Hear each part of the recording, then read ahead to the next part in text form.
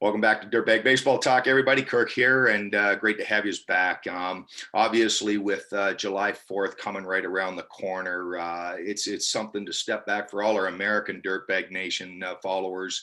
You know, it's an important day of the year for sure, and it's something that we respect, but we also forget a lot about it and what it's all meant to be and stuff like that. So we're super pumped today to be able to have our guest on, Luis Cosenza, from down in southern Pennsylvania. So it's great to be talking with him and sharing some of my old history and his old history of back when I played college ball in Pennsylvania. So it's great, and we're honored to have you with us today, Luis.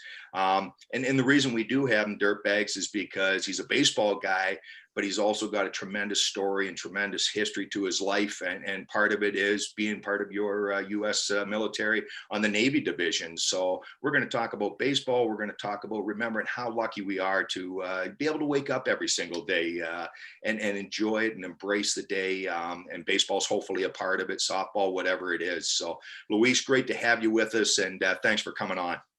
Hey, thanks for having me, Kurt. I appreciate it. Honored to be here with you.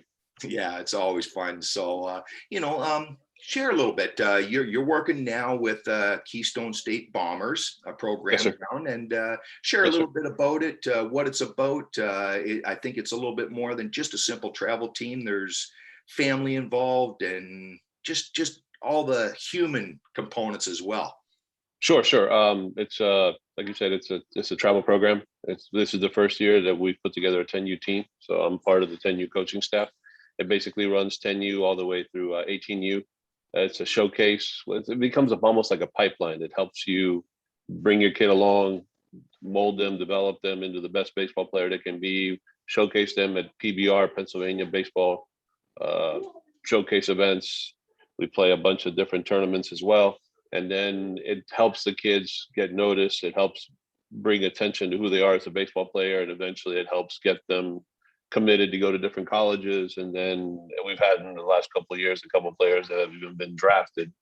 And the pedigree of the coaching staff. I mean, you have people that own it that are former scouts, people that work there that are scouts for Major League Baseball teams. On my team, we have pretty much everybody that I coach with has played at least college baseball, either that or been drafted and played in the minors for baseball teams as well. So it's a huge pedigree. The complex is phenomenal. I can't say enough about it. We were talking about it earlier. It's nicer than what I had in college. Part of the building when you walk in, it's like a turf field that you can go and take infield, outfield, a modified infield, outfield, if you will, where you can run drills, the picking of the ball between the cones and circling around the ball. You can do that. And on the other side of the facility, there's a bunch of batting cages. So you have room there that you can do like modified little instructional area for bunt defense, if you will. And then after that, you have different cages where you can go and hit. It's a state-of-the-art facility, and I'm just blessed and honored to be a small part of everything that they do. Yeah, it's pretty impressive how far facilities have come from back in our day. Yeah, it's impressive. Like when I walked in, the first time I walked in, I just started shaking my head and I started laughing, and I got to meet the other guys. I got to meet the owners and Frank, and I got to talk to him a little bit. I had a good conversation with him before I even came on board about what they stood for and what they were trying to develop and how they were trying to develop baseball players. And it kind of fell in line with everything that I believe from a baseball perspective. So it was a no-brainer of a decision for me to come and join them. Yeah, it does. It does have to be a personal fit, doesn't it, for sure? And Absolutely. I think that's a component that gets lost, not only for the coaches, the leadership part of it, but your players and your families as well. I don't think in this rat race of a world that we live in right now, especially in youth sports, in this case baseball, I think that's a missing component. I think a lot of parents and players out there looking, they see the cool uniforms and the logos and the bells and the whistles and think, hey, geez, if I join them, I'm automatically going to go and play college or maybe become pro quality, and there's a lot more than that, isn't there? There's really that family. Anybody can go out and purchase, the coolest looking swag or the coolest looking helmets, but it's the work that you do. And this is what we try to drive through to the kids, that, yeah, you get to wear really cool stuff, but it's the time that you come in. I call it the lab. It's the time that you come into the lab and the time you put in work, the 2 hours that you spend there, the 1 hour on defense, the 1 hour hitting twice a week. That's what's going to make you a better baseball player. That's the family aspect of it. That's treating the kids like they're your own, kids for those 2 hours. And you're trying to mold them to be the best baseball player. For me, being a first baseman, I spend a lot of time with the first baseman on my team, and I work with them around their footwork around the bag, and how they should handle a throw, or what they should be doing here, or what they should be doing there. And usually I sit on a bucket right by the on deck circle, so I can see what the pitcher's doing. And if I see the pitcher doing something, or just as a quick reminder for the kid before he goes to hit, hey, he's throwing 7 balls in a row. You may want to take a strike here and see what he has. But at the same time, if it's a pitch that you can handle, and we always talk about that one pitch, one location approach. If it's a pitch you can handle, then absolutely jump all over it and drive it. But it's little things like that. But it's a great group of kids. I'm very blessed and lucky to be able to work with the kids that we have. Yeah, great to hear you saying those things. Part of that process is building a game plan, but understanding what a game plan even is, right? Yes, sir.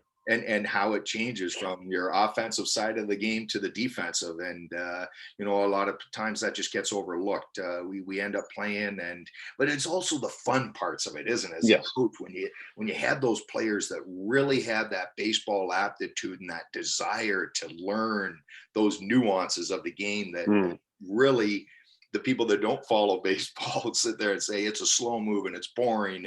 And I totally respect that. If you don't understand baseball, it can be a horrible game. But if you do, and you can surround yourself with players and coaches that talk those intricacies, it's a different ending to your day when you had those conversations.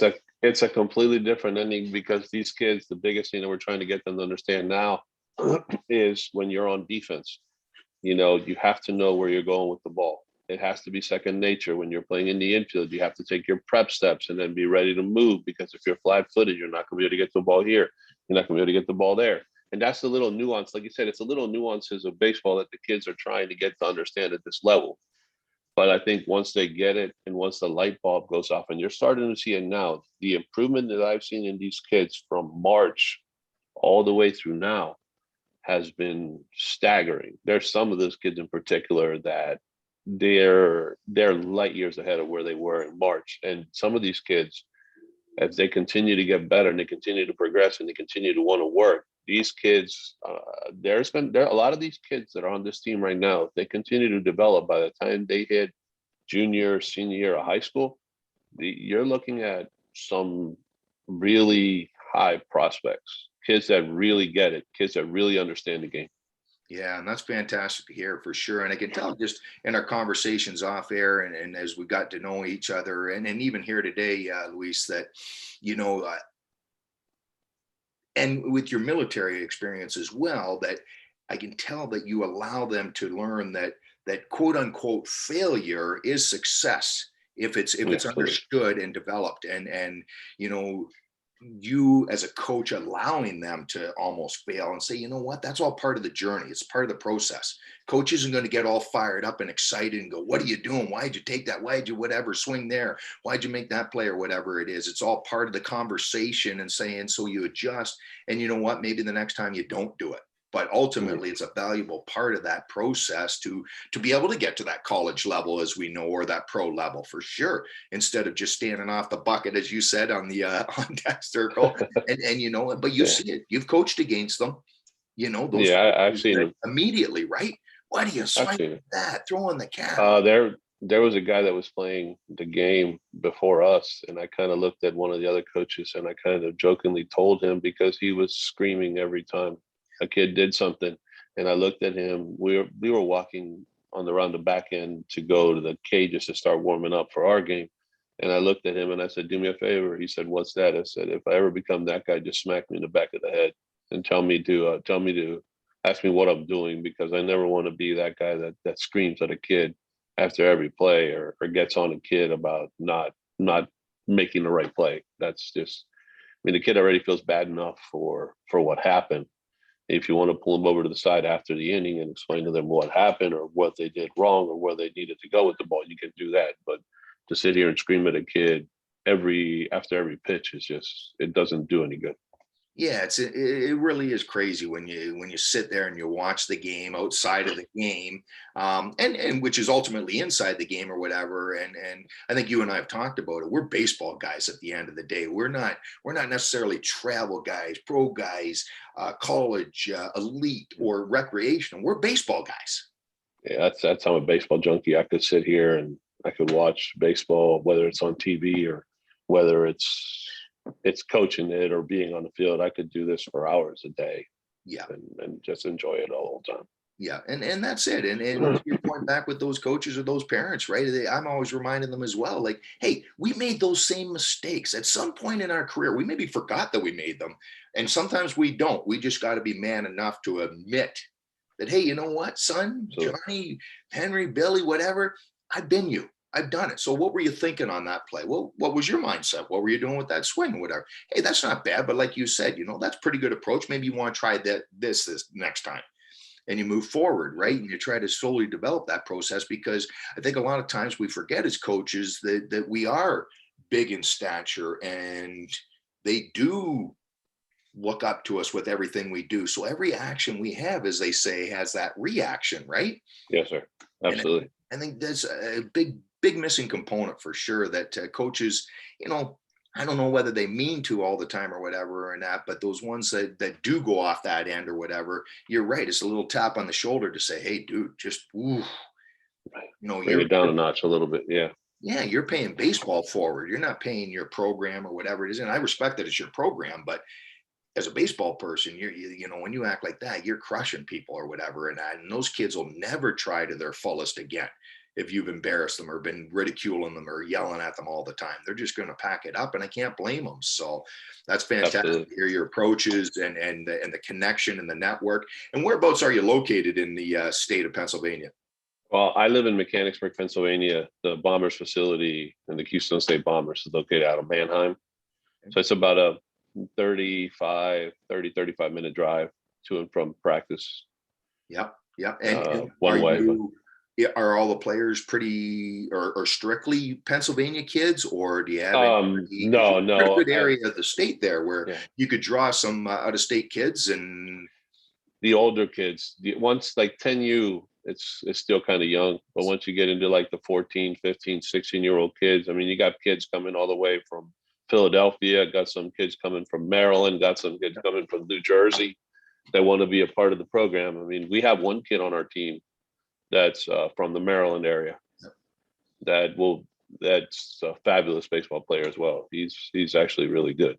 Good. And his dad hooked up with us and hooked up with the Bombers, and we carry him on our team also. Yep. Yep. No, and that's good, right? Again, because it's all baseball at the end of the day. So that's Yes, fantastic that you're doing those types of stuff. So, and we talked about at the top of the show, Dirtbags, that Luis has a second career background prior to baseball, I guess, in combination with baseball to a degree, but it's really important. Again, with that July 4th coming up, our hats off to you from the nation to you. First of all, Luis and Kent, appreciate what you've done with your military service in the Navy component of it.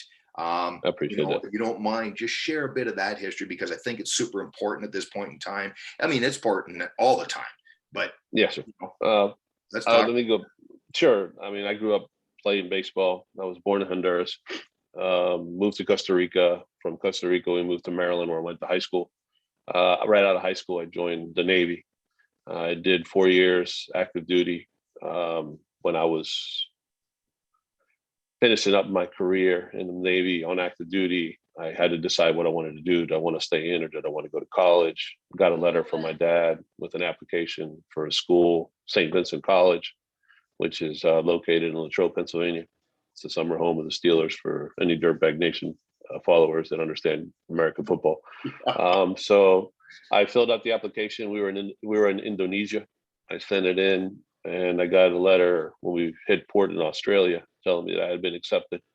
So I called, like any good kid does, I called Home Collect from Australia and told my dad I got in. I was going to go to college. He said, go ahead. So I said, I can't go and register. So my brother went up from Maryland. My brother was at the University of Maryland Medical School at the time and filled out the paperwork for me, got off active duty January 10th. January 15th started school. So go from a million miles an hour to dead stop was crazy. Never thought twice I'd go back in the military. I thought I was done. I was like, I don't want any part of the military. I'm done with this. And then 9/11 hit, and that was a game changer for me. There was something that we say that when you're in the military, it's not about the paycheck. It's not about anything else other than the burning desire inside of you to serve your country. And that was reignited with what I saw. I went back in, enlisted, hit what's called high tenure. So I had to be discharged because I had been in a pay grade for too long. I called a recruiter. I said, hey, I want to come back as an officer. He said, well, you have to have a master's degree. I said, okay. So I went back to college, got a master's degree, came back in, was commissioned as an officer in April of 2009, deployed to Afghanistan in January. Well, we started workups January, boots on the ground February of 2013 through September of 2013. It was supposed to be November, but they sent us home early, came home, still had this, and I think it was from losing a friend when we were in Afghanistan that I wanted to go back. So at this point, I was with a different unit. I was with NCHBA, Navy Cargo Handling Battalion 8. This is on the reserve side. So I deployed with them to the Middle East. So we were based out of Bahrain. We were there October of 2015 through May of 2016. And then just finishing up everything in 2021. But it's something that, it's hard to explain the love that you feel. And it's a bond and a brotherhood. And it's a bond that you form with people, whether they're your brothers or your sisters. When you're on a deployment, it's a bond that you really can't explain. It's I'm there for them, they're there for me. We take care of each other. We call ourselves, we always say we're our brother's keeper. Yeah. Or I got your six. You'll hear a lot of military people say I got your six. And what that essentially means is I got your back. Doesn't matter if it's good or bad. We've seen stuff on deployments that other people will never see in their lives. And it's just a matter of letting them know that we will always have their back. They will always have our back. And we know, like, I know if I'm struggling at 1:30 in the morning, I know I can pick up my phone and I can call one of them and they'll stop whatever they're doing and they'll talk to me, or we'll be there for each other. Yeah. Yeah. And I can't thank you enough for sharing that story. I see the meaning of it in your face and your response and your conversation. And I seriously can't thank it enough, because I think it's so important, Dirtbags, that we get caught and we forget how lucky we are to be able to live free and do baseball, do whatever we do in life or whatever, and that with people like Luis and the rest of the military out there doing things that we can't comprehend and fathom. We hear it, but we don't really want to even hear it and stuff like that. So, it just means so much to me, so much to the nation, especially on July 4th. So, you know what, take the time to rethink about it and just enjoy that day, enjoy this game of baseball all summer, and never forget, how lucky we are and privileged because of people like Luis and the rest of everybody in the military at all angles and avenues from it. So I know we've only got about 5 minutes left, Luis, but you did have a really cool story to bring baseball back into the military. So if you wouldn't mind sharing that quick before we wrap. Yeah, sure. When we were in Afghanistan, I worked for a man by the name of John Jones, the colonel in the Army.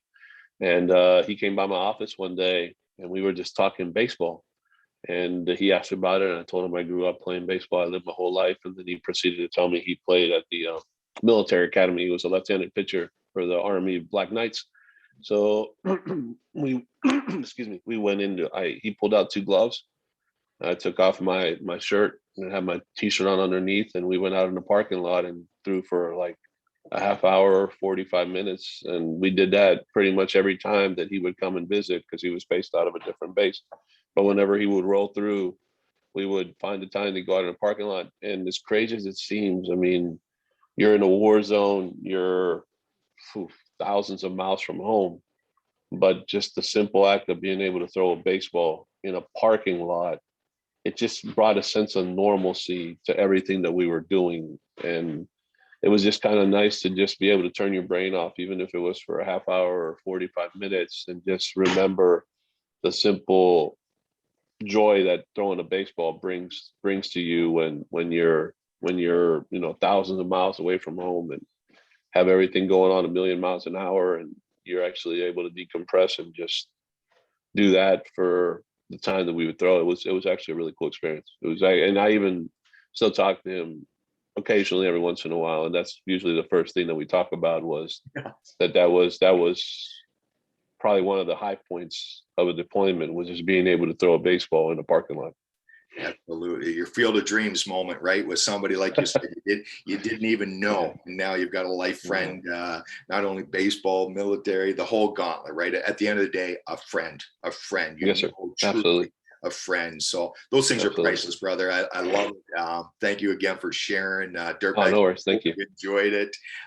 Where can they find you? If somebody wanted to reach out and follow, become the next friend of Luis Cosenza, find out more about, share your Keystone Bombers a little bit. Sure. I know you're on Instagram. I'm on Instagram at Luis, Luis Cosenza, Cosenza 3. Keystone Bombers, I believe they're at Keystone Bombers. If you look at my page, you'll see all kind of different stuff in there from the Bombers. I usually share a lot of what they put out also. Facebook, I believe it's Luis Cosenza. If you look for Luis Cosenza, just look for the guy that's wearing, I think in his profile picture, a Keystone State Bombers hat. May not be necessarily this one. I think it's either the black one or an older version of a white one. But that's pretty much, you'll pretty much find me there on Facebook as well. Absolutely. And just so you know, Dirtbags, underneath the bottom part of that, you can see this Keystone hat, but you can't see the Dirtbag Nation. He is a part Let me see. of the nation for sure. Let me see if I can tip this down real quick. Hey, there we go. There it is. There it is. Beautiful. I love sweater. it, brothers. So, again, can't thank you enough for coming on, sharing this with us, and being a part of the nation, Luis. Dirtbags, again, have a fantastic July 4th. Appreciate it. Any of the Canadian ones have a fantastic day tomorrow on July 1st for your Canada Day.